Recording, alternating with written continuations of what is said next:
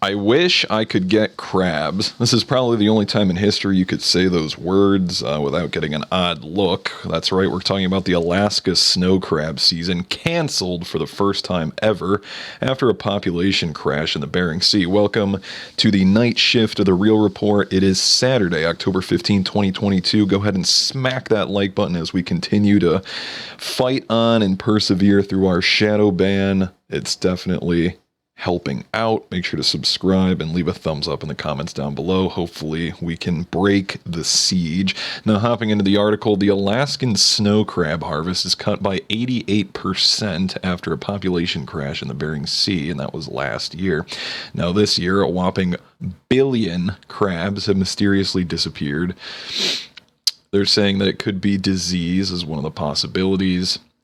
Here you can see this fisherman with the crab. Now, the environmental conditions are changing, so of course they're finding a way to blame this on, you guessed it, climate change. We've seen warm conditions in the Bering Sea the last couple of years, and we're seeing a response in a cold-adapted species, so it's obvious this is connected.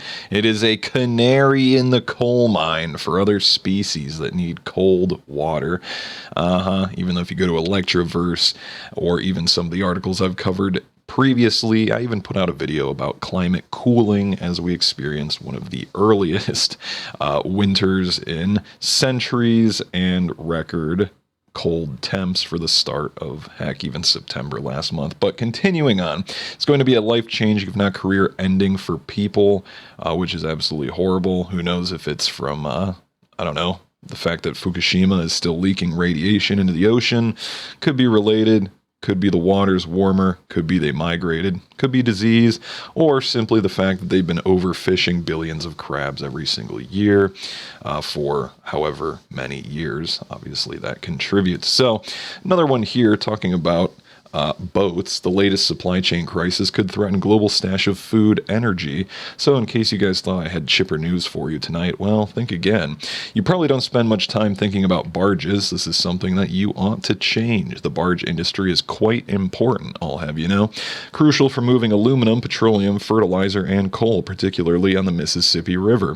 60% of the grain and 54% of the soybeans for the U.S. export are moved via the noble barge. Barges touch more than a third of our exported coal as well.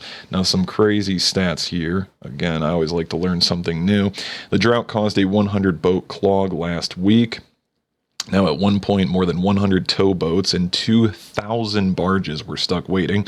That's between Louisiana and the Mississippi, which reopened Monday. However, the traffic is limited to one way. Here's where things get interesting. Barge rates are up 200%.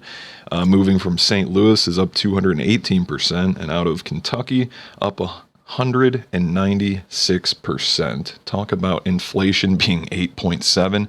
Try again.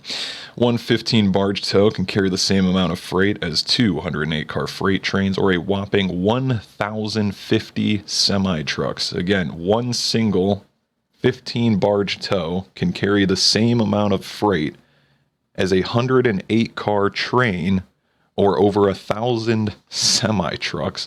That is insane. Now, going on, each reduced foot of water depth, they're talking about in the river, the cause of the problems here to put things into perspective. Each reduced foot of water depth results in 150 to 200 fewer short tons loaded per barge. And you're thinking, I don't know what that means. Well, a tow moving 15 barges, for example, can move 75,000 fewer bushels of soybeans. Apparently, one bushel of soybeans yields 48 pounds.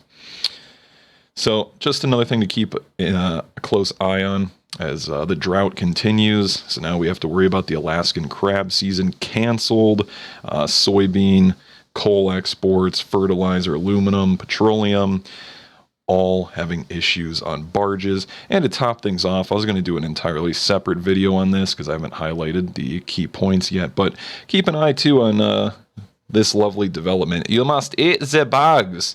Or, in this case, an Israeli company introduces 3D printed meat as the future of food. It looks absolutely repulsive. Look at this. You can literally see the individual, like, strands of lab-grown meat. Look at this. That's if you live in Europe.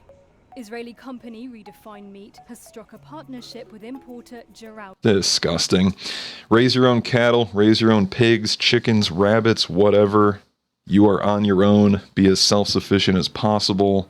I can't make it any clearer. I mean, you guys see, they tell you exactly what's going on. They tell you exactly what they have in store for you and what the future is going to look like. You can either eat the lab-grown meat, you can either eat the crickets or other weird insects, or you can become self-sustainable. So the choice is yours.